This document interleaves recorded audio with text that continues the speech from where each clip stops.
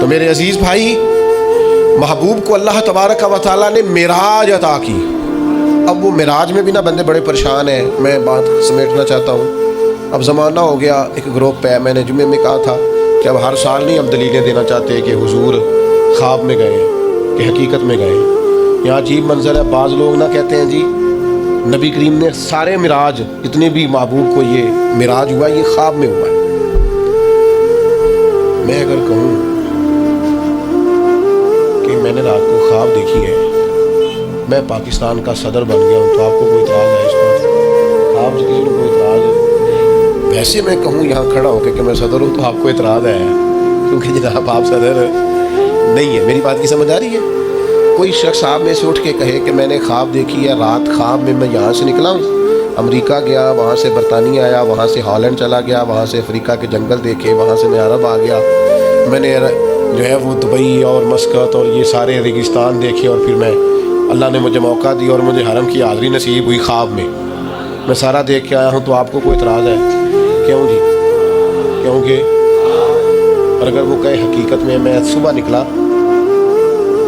اور یہاں سے امریکہ گیا اور وہاں سے میں افریقہ آیا، وہاں سے برطانیہ، یورپ، یہ ہنسانے کو نہیں کہہ رہا، سمجھانے کو کہہ رہا، وہاں سے پھر میں سارا عرب گھوم کے شام تک گھر آ گیا، صبح نکلا، تو آپ مان لیں گے؟ کیوں؟ یہ ممکن ہے؟ آپ کہیں گے میاں صرف امریکہ کی فلائٹ اگر یہاں سے ڈائریکٹ بھی کو جائے تو 14-15 گھنٹے کی ہے، تو آپ تو ایک دن میں بمشکل وہاں پہنچیں گے، صبح سے شام تک میں۔ آپ وہاں سے واپس کیسے آ گئے اور وہاں بھی چلے گئے اور یہاں بھی چلے گئے؟ یہ ممکن ہے؟ پریشانی ہوتی تب ہے جب وہ کہتا ہے میں حقیقت میں گیا ہوں۔ یہ جو ابو جہل پریشان ہوا ہے نا، یہ جو ابو لہب پریشان ہوا ہے، یہ جو اتبا اتیبہ میرے نال ناراض نہ ہویا جی، میں کدی یہی دی گل کرنا، روز تے کردا ہی نہیں۔ یہ جڑے بندے اج تک پریشان نے نا، کبھی کرتا ہوں چلو خوگر حمد سے تھوڑا سا گلہ بھی سن لے، یہ جو آج تک پریشان ہے نا سارے، یہ پریشان اس لیے ہے کہ حضور اگر کہتے نا میں خواب میں گیا ہوں تو کسی کو مسئلہ ہی نہیں تھا۔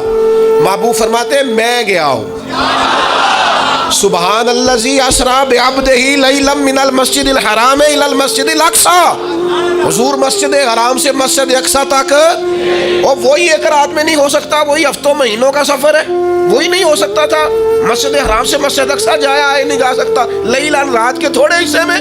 حضور نے فرمایا میں گیا بھی ہوں، آیا بھی ہوں، اور پھر نبی پاک علیہ الصلوۃ والسلام پہلا آسمان، دوسرا آسمان، تیسرا آسمان، اور خود حدیث پاک میں موجود ہے کہ پہلے آسمان سے لے کر دوسرے آسمان تک کا فاصلہ 500 سال کی مسافت ہے، پھر اتنا ہی دوسرا، پھر اتنا ہی تیسرا، پھر اتنا ہی چوتھا، اور پھر اس کے اوپر سدرۃ المنتہا۔ کوئی رہ فلک اتے یار گیا، کوئی جا کے سدرات ہار گیا، ایک کالیاں زلفاں والا سی جڑا لنگ عرشاں تو بھی پار گیا۔ یہ جو حضور نے فرمایا، اگر محبوب کہتے ہیں نا میں خواب میں گیا ہوں تو کسی نے پریشان، یہ سارے تو پریشان رہے ہیں، چلے ناراض کون صاحب نے ہونا ہے، گھر والی بات ہے، سارے پریشان رہے ہیں اور سارے پریشان ہیں، تو کسی وجہ سے ہی ہے نا۔ اگر محبوب فرماتے خواب میں گیا ہوں تو انہوں نے پریشان، یہ جو پریشانی ہے نا یہ اسی بات کی ہے کہ محبوب فرماتے میں گیا ہوں۔ اچھا پھر ایک اور پریشانی ہے، کچھ اس لیے بھی اڑ جاتے ہیں۔ چلے میں بزرگوں کے اختلاف کی بات نہیں کرتا، میں ویسے ایک بات کرتا ہوں، بڑوں کو سلام ہے کسی نے اگر کوئی دوسرا کال بھی کیا ہے، لیکن ویسے محبت کے ساتھ، پیار کے ساتھ، ادب کے ساتھ ایک بعض اس بات پر بھی اڑ جاتے ہیں محبوب گئے ہیں پر اللہ کا دیدار نہیں کیا،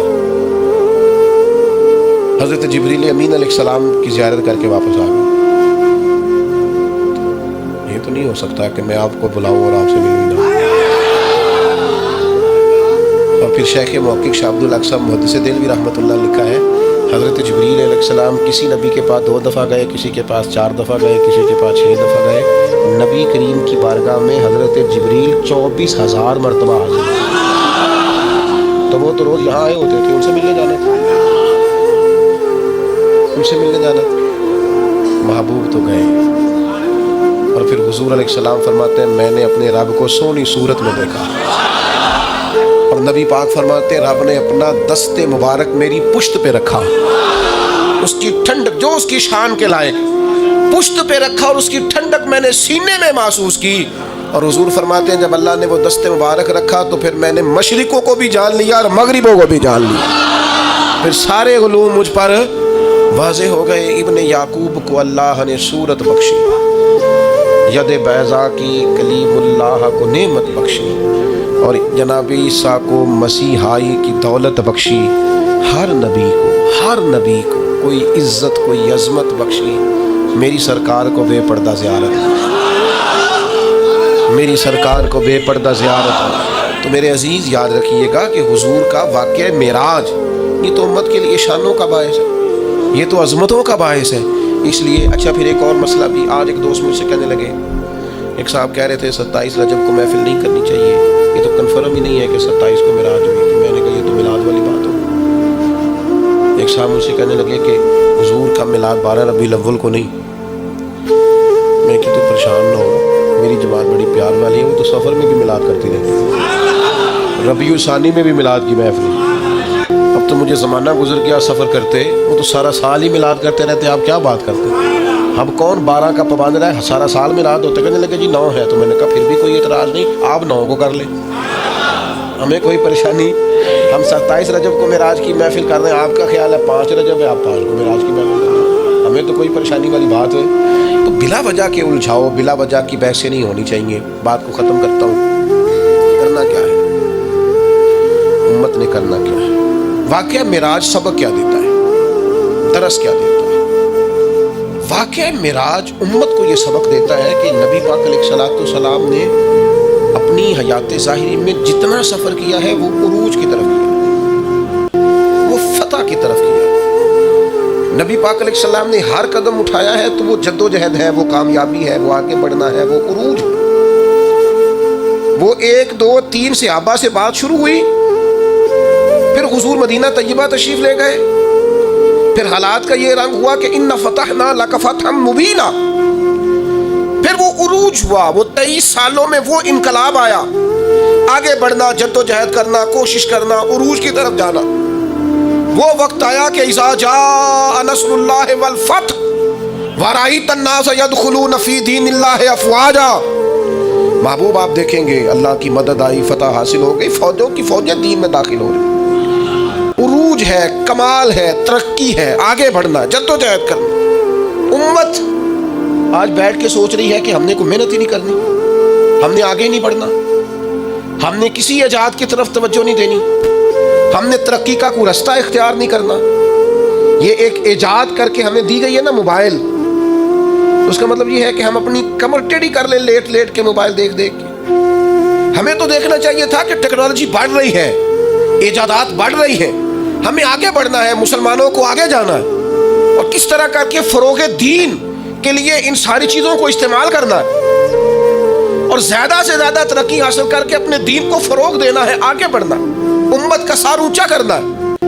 لیکن امت ہے کہ وہ بار بار پیچھے ہٹتی جا رہی ہے، بار بار کمزوری دکھاتی جا رہی ہے، بار بار ہم ہیں کہ ہمارے قدم لڑکھڑاتے ہیں، ہم پیچھے کی طرف آتے ہیں، ہم آگے قدم ہی نہیں اٹھاتے۔ معراج ہمیں بتاتا ہے کہ امت تو نے عروج حاصل کرنا ہے۔ هو الذی ارسل رسولہ بالہدی والدین الحق لیظہرہ علی الدین کلہ، ہم نے یہ رسول تمہیں اس لیے عطا کیے ہیں، یہ شانوں والے رسول تمہیں اس لیے دیے ہیں کہ ہم اس دین کو تمام دینوں پر غالب کر دیں گے۔ اسلام کی فطرت میں قدرت نے لچک دی ہے، اتنا ہی یہ ابھرے گا جتنا کہ دبا دو گے۔ یہ دین غالب ہونے کے لیے۔ واقعہ معراج کیا بتاتا ہے ہمیں؟ نبی پاک نے مسجد اقصیٰ میں سارے نبیوں کی امامت کرائی ہے۔ جس طرح نبی کریم نبیوں کا امام ہے، یہ امت امتوں کی امام ہے۔ اس نے امامت کرنی ہے، امامت، ترقی، عروج، جد و جہد، آگے بڑھنا۔ ملت کے جوانوں، واقعہ معراج تمہیں بتاتا ہے کہ تمہیں آگے بڑھنا ہے، تمہیں کوشش کرنی ہے۔ اٹھ کے اب بزم جہاں کا اور ہی انداز ہے، مشرق و مغرب میں تیرے دور کا آغاز ہے، جد و جہد کریں۔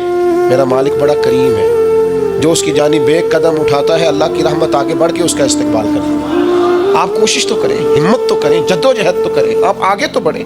اقبال کہنے لگے وہ وقت فرصت ہے کہاں، کام ابھی باقی ہے، نور توحید کا اتمام ابھی باقی ہے۔ واقعہ معراج ہمیں بتاتا ہے ہم نے آگے بڑھنا ہے، کوشش کرنی ہے، جد و جہد کرنی، کریں گے انشاءاللہ۔